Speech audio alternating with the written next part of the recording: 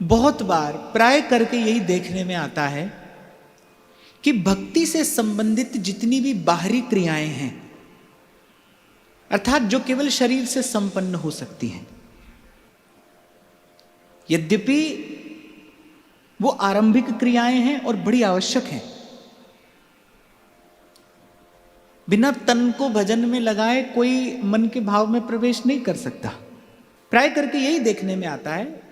आसपास हम देखें, स्वयं को ही देखें, आसपास क्यों देखें, हम स्वयं को ही देखें।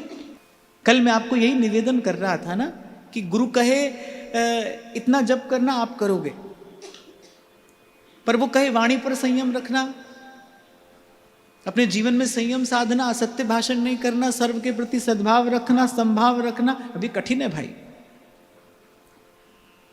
आप खुद ही विचार लो, ये हाथ में माला लेकर जपने से कठिन है,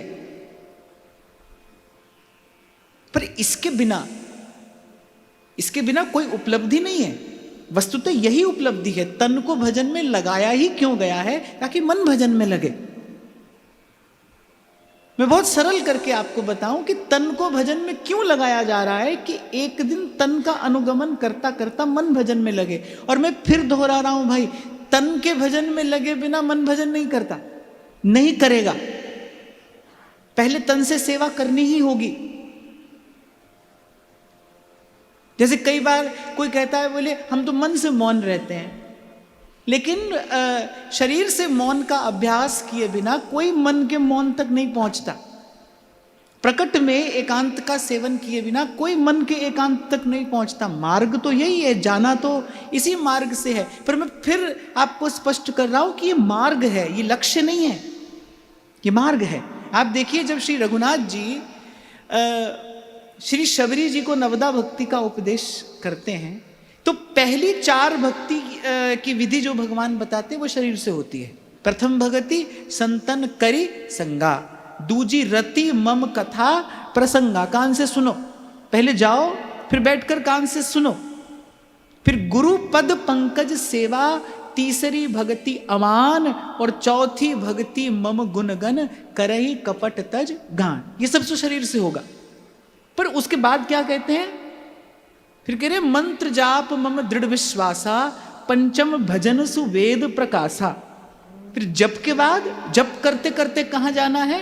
फिर छठ दम सील विरति बहु कर्मा, निरत निरंतर सज्जन धर्मा। शम दम शील। फिर सातम सम मोहि मैं जग देखा, मोते अधिक संत करी लेखा। ये कहां से करोगे? जब हृदय अनुकूल हो जाएगा, जब श्रद्धा परिपक्व हो जाएगी, जब विश्वास सुदृढ़ हो जाएगा, तभी तो ये सब हो पाएगा। तो आरंभ कराया कहां से भाई? पहले जाके संत के पास बैठ जाओ। दूजी रतिमम कथा प्रसंगा, प्रेम से कथा सुनो, उनके मुख से हरिगुण गान श्रवण करो।